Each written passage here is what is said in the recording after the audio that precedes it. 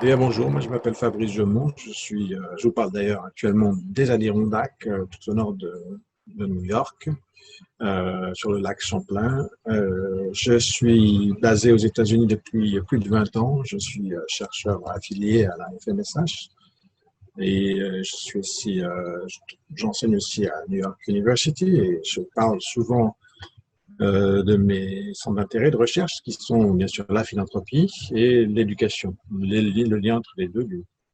C'est quelque chose qui m'intéresse déjà depuis que je suis arrivé dans ce pays où forcément les mécènes sont partout, les donateurs sont partout. Et j'ai trouvé ça très intriguant d'en faire un sujet de recherche que j'ai fait donc pour ma thèse de doctorat à New York University.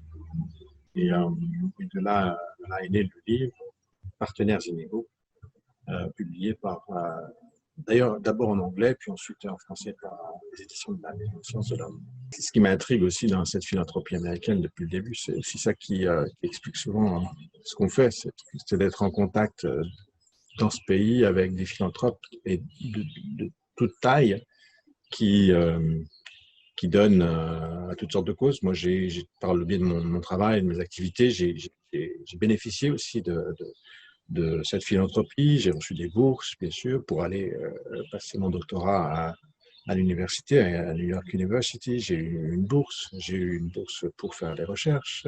J'ai aussi réussi à lever beaucoup d'argent pour mes activités liées à l'ambassade de France, notamment dans le secteur éducatif et l'éducation bilingue, où les donateurs, soit les fondations, soit des individus, soutenaient notre effort pour construire des filières bilingues dans les écoles publiques. Donc, il y a cette richesse autour de moi qui, venant de France, finalement, ça m'a intrigué dès le départ. Que veulent ces mécènes? Que cherchent-ils? Et pourquoi donner de l'argent à l'école? Pourquoi donner de l'argent à des étudiants? Enfin, toutes ces questions-là venant de France m'a interpellé, puis j'ai commencé à chercher dans le détail et à faire une enquête là-dessus. Et puis, voilà, je suis arrivé ensuite à ce sujet de ces grandes fondations américaines telles Bill Gates, MacArthur, Carnegie, Ford, Rockefeller, tous ces grands noms, hein, les usual suspects, comme on dit. Pourquoi sont-ils là? Et puis, qu'est-ce qu'ils cherchent à faire dans certains secteurs? Donc, j'ai regardé, moi, le secteur africain, universitaire africain, donc le développement des universités en Afrique, et là où j'ai vu beaucoup d'universités américaines, beaucoup de fondations américaines, pardon, investissaient dans le développement du secteur universitaire africain. Donc, je me suis posé la question ensuite de savoir pourquoi. Forcément, on tombe dans des tas de choses, des zones grises. Est-ce que c'est de l'influence? Est-ce que c'est pour le bien commun, ou est-ce que c'est pour servir des intérêts euh, néolibéraux, on va dire? Et donc là, c'est là-dessus que j'ai écrit ce livre, publié d'ailleurs par les éditions de la Maison des Sciences de l'Homme, qui s'appelle Partenaires inégaux. Autant faire un peu de publicité. Les partenaires inégaux parlent de cette relation entre les fondations américaines et les universités africaines. Voilà, c'est cette relation presque inégale. On est dans un partenariat, mais c'est bien celui qui a l'argent qui décide aussi de la direction du partenariat. Comment négocier dans cette relation, comment essayer de s'en sortir quand on est une petite université sans moyens et avec un gros besoin de cash. Quand on vient de France, je crois qu'on est habitué à avoir l'État qui répond à tous nos besoins. On n'imagine pas finalement que le secteur privé philanthropique, qu'on appelle ici le troisième secteur. D'ailleurs, c'est pas uniquement, il y a l'État, le public, bien sûr, il y a le privé, les entreprises, et le troisième secteur, celui de la société civile, c'est d'ailleurs un secteur essentiel aux États-Unis. On le voit encore aujourd'hui dans tout ce qui est Black Lives Matter, tout ce qui est protestation contre les abus qui existent. On sent ce secteur de la société civile très, très actif, très engagé. Et les fondations, surtout pendant la crise d'ailleurs de la Covid, je crois que c'est la Covid en français, la Covid, on sent où des tas d'organisations à but non lucratif ont perdu de l'argent. les grosses fondations se sont mises ensemble pour soutenir le secteur euh, des organisations à but non lucratif ici et s'assurer que ces associations ne disparaissent pas dans la crise économique qui est en train de sévir. Donc il y a un vrai enjeu à ce que ce troisième secteur reste fort, reste actif. C'est la voie aussi de la démocratie et c'est important de le voir évoluer et de le voir agir. Qui sont les grands philanthropes américains d'aujourd'hui et vers quelle grande cause se tournent-ils? Bon, alors c'est très vaste. Le secteur des fondations, ça représente, je crois, cette année ou l'année dernière, c'était à peu près 600 milliards de dollars. Ça inclut les dons d'individus. C'est la principale somme vient d'individus qui donnent à leur école, à leur église, à l'association ou aux causes qui les intéressent. Mais après cela, il y a ces institutions, ces fondations. Il y en a presque 100 000, plus de 100 000 d'ailleurs, qui se sont institutionnalisées. Alors souvent, ça part d'une fortune privée faite à l'exemple de Carnegie ou Rockefeller ou MacArthur, toutes ces grandes fortunes qui se sont faites sur le capitalisme et souvent parfois de façon douteuse. On les appelait les robber barons, les barons qui volaient les petites gens pour s'enrichir et qui ont ensuite créé des fondations pour se racheter un petit peu une conscience. Et ça, c'est quelque chose qu'on retrouve encore même aujourd'hui. Aujourd'hui, c'est plus Carnegie et Rockefeller. Maintenant, il s'appelle Zuckerberg, il s'appelle Jeff Bezos, le président d'Amazon, et il y en a d'autres comme ça. Alors, Bill Gates, lui, fait figure de meneur puisqu'il a créé ce qu'il appelle le Giving Pledge, qui est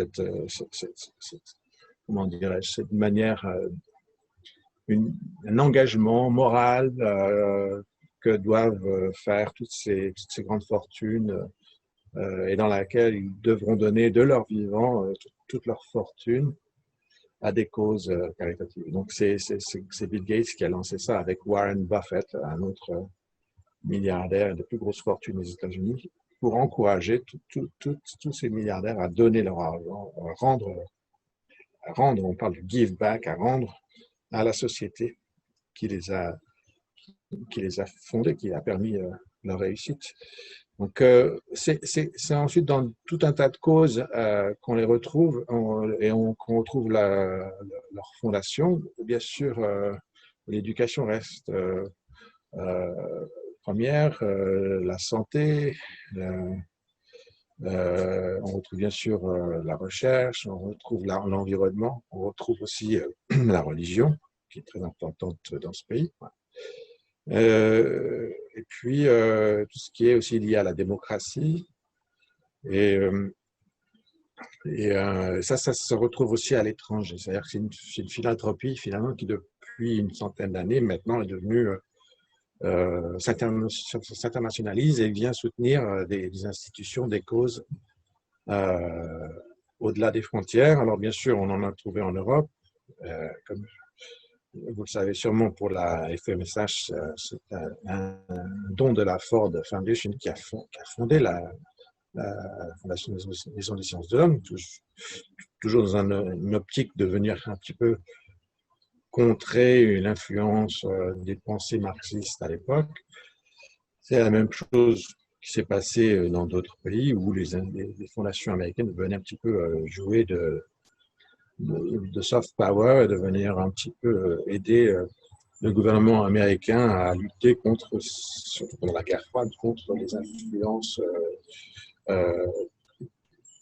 communistes. Et aujourd'hui, on retrouve de plus en plus de fondations qui investissent à l'international et notamment, moi, ce que j'ai regardé dans le livre que j'ai écrit pour les éditions de la FMSH, c'était ce rapport avec les universités et le fait que ces fondations s'intéressent à l'avenir d'une certaine manière et à la jeunesse, mais qu'elles viennent aussi construire des universités de demain qu'elles viennent aussi s'assurer que par le biais des universités, on arrive à créer des sociétés plus démocratiques et qui produisent des étudiants, des gradués avec une pensée libérale et ouverte sur le monde. C'est ce que j'ai finalement compris des investissements des fondations américaines en Afrique et dans le développement des universités africaines. Alors bien sûr, il y a plein de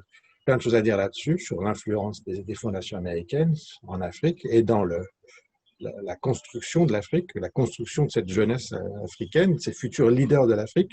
Finalement, c'est pas en vain que les Américains viennent investir dans cette jeunesse et c'est pas en vain aussi que c'est ça, je parle de ça dans le livre, que les thèmes qui sont un peu poussés par ces fondations viennent en gros développer un modèle universitaire assez proche du modèle universitaire américain, mais c'est un modèle finalement aussi lié au développement économique. Donc il y a toujours un lien quelque part avec les fondements néolibéraux, c'est-à-dire que l'idée est, et c'est ce qui a été mis en avant par ces fondations, les fondations que j'ai étudiées dans le livre, c'est qu'on construisait des universités africaines qui allaient servir de moteur de développement économique pour le continent africain. Donc on crée ce lien finalement, on transforme l'université, on la modernise. Ça aussi, le terme de modernisation d'une université, c'est pas anodin, il y a toujours des arrière-pensées derrière, mais là on vient moderniser ces universités et les transformer en moteur économique d'une certaine manière, et en changeant un petit peu la perception qu'on a des universités. Alors il faut savoir que ça a commencé dans les années 2000 parce qu'à l'époque, tout ce qui était, tous les bailleurs de fonds en tout cas investissaient principalement dans le secteur de l'éducation primaire et beaucoup moins dans le secteur universitaire. Et de la même manière, les gouvernements africains avaient un petit peu délaissé les universités puisqu'il y avait d'autres priorités. Et du coup, ce sont les fondations américaines qui ont, bien sûr avec l'aide des universitaires africains eux-mêmes, il ne faut pas l'oublier, c'est un partenariat, même si c'est un partenariat inégal, c'est un partenariat. En tout cas, c'est avec ces fondations que l'idée de ces universités étant des moteurs de développement économique est revenu sur la table, est réapparu sur la table. Et aujourd'hui, maintenant, tout le monde le prend pour un acquis.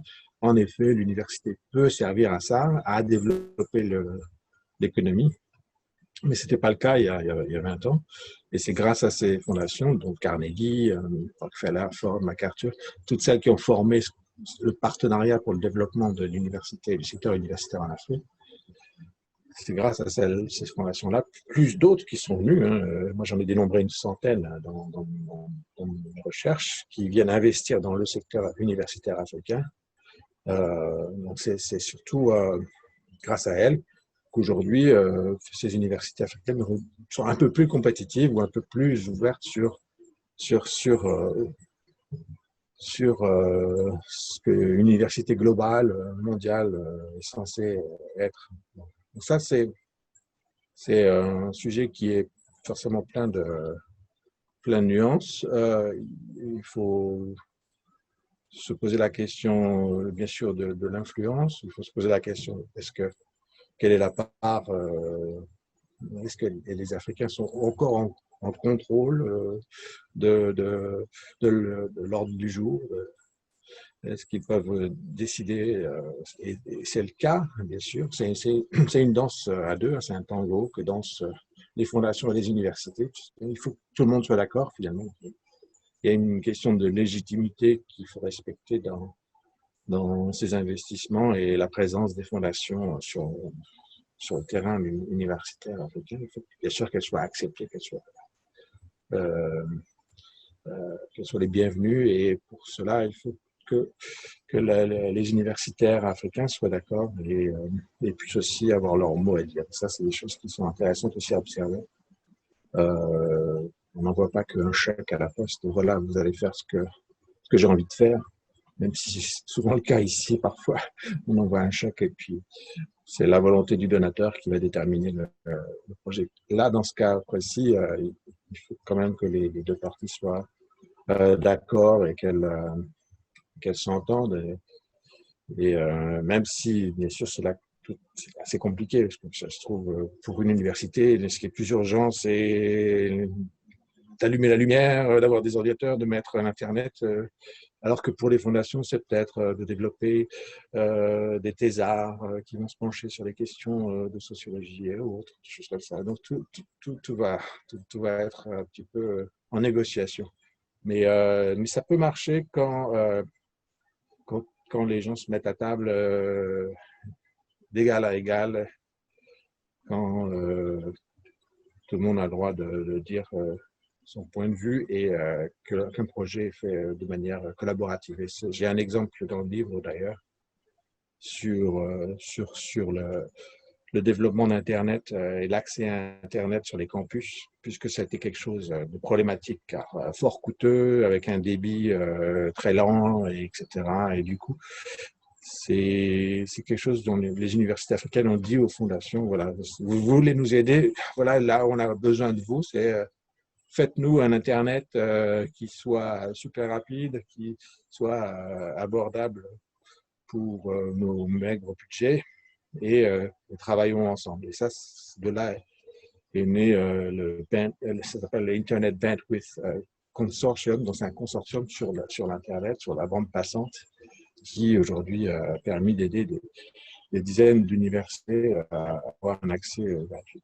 Donc, ça, c'est une des choses positives. Après, il y a des choses peut-être un peu moins positives, surtout pour les francophones. Moi, je parle de ça aussi dans mes publications. C'est le fait que ce sont des fondations anglophones qui viennent soutenir des institutions, des universités anglophones, et que donc forcément, il y a un petit problème, surtout quand on pense au secteur universitaire qui vient influencer tout un continent et son développement économique. Là, forcément, on peut se dire, ben alors, où est la place des francophones dans tout ça? Est-ce que les universités francophones reçoivent un peu de cet argent ou pas du tout? Alors, dans les études que j'ai faites, moi, je vois très clairement près de 80% des subventions, des grants de ces fondations vont directement dans les universités anglophones. Donc, c'est déjà un énorme biais dont il faut prendre conscience parce que ça a forcément une incidence sur le développement de ces modèles universitaires à l'américaine, à l'anglo-saxonne. Alors, j'étais allé à Dakar, l'université tchèque Anta Diop, là, en novembre dernier, et heureusement, d'ailleurs, ça a un petit peu évolué et l'UQAD a reçu un peu de soutien de quelques fondations américaines. Donc, il y a quelques universités francophones qui arrivent à s'en sortir, arrivent à découvrir cet univers de la philanthropie américaine et qui arrivent aussi à faire des demandes et voilà, à échanger avec elles. Donc ça, c'est plutôt une bonne nouvelle, mais c'est quand même c'est un petit peu la pointe d'un iceberg qui soulève ce problème qu'énormément d'argent vient soutenir des universités non francophones et qu'il n'y a pas vraiment l'équivalent. Il n'y a pas une philanthropie de la francophonie comme on aimerait la voir. Hein. Avec Charles Sellen, avec qui j'écris ces papiers, on réfléchit à ça. Qu'est-ce que ce serait quoi une philanthropie de la francophonie et comment est-ce qu'on peut la voir jouer un rôle international, par exemple, notamment dans le secteur universitaire. Le développement d'un modèle universitaire francophone soutenu par une philanthropie francophone. Donc, ça, ce sont des idées qui ne préoccupent que les chercheurs comme nous, mais après, peut-être qu'en pratique, ça peut inspirer quelques fondations dont je ne dirai pas le nom, qui sont là, capables de soutenir la rénovation du toit de Notre-Dame, mais qui pourraient peut-être aussi soutenir le développement d'un secteur universitaire ou d'autres causes. La philanthropie américaine entre-t-elle en compétition avec d'autres pays philanthropes en Afrique?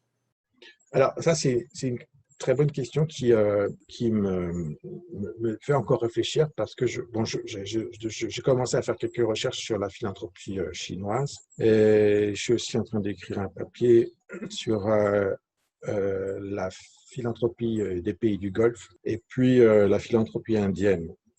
Je regarde aussi bien sûr l'émergence de la philanthropie africaine et bien sûr un petit peu aussi en France, en Europe. Mais je vois, en tout cas sur le continent africain, je suis déjà très intrigué par la présence de grandes fondations arabophones, qui viennent soutenir l'éducation. Je vois bien sûr de plus en plus de Chinois qui viennent déjà travailler en Afrique, mais et aussi venir en aide. Hein, la diplomatie des masques à la chinoise ou du matériel sanitaire et des masques, et des tests pour lutter contre le virus. Sont quasiment tous les pays africains qui en bénéficient aujourd'hui. Donc on sent qu'il y a une appétence, en tout cas, pour cette philanthropie chinoise d'être présent, de jouer un rôle en Afrique et de par le monde, c'est sûr. Mais on voit de plus en plus ces nouveaux systèmes philanthropiques s'entrecroiser, s'entrechoquer sur le continent africain. À cela s'ajoutent bien sûr les organisations internationales, les agences de développement, la Banque mondiale, etc. Tout ça fait un petit méli-mélo, pas souvent très bien coordonné. D'ailleurs, j'ai tendance à penser souvent en compétition, d'une certaine manière. Donc, c'est intéressant à voir comment cela va évoluer.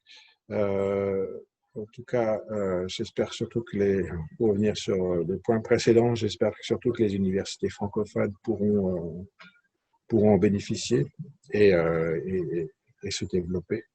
Ce serait quand même terrible si elles se retrouvaient un petit peu à la queue de tout cela parce qu'on n'a pas suffisamment pensé à une autre manière de les financer. Voilà, ça c'est la conclusion que je voudrais faire, c'est que finalement, pourquoi pas réfléchir tous ensemble à une philanthropie de la francophonie qui vienne en aide à nos institutions hein, où la langue française finalement est utilisée pour former cette jeunesse. Et je pense qu'il faut venir peut-être réfléchir d'une autre façon sur ce cas.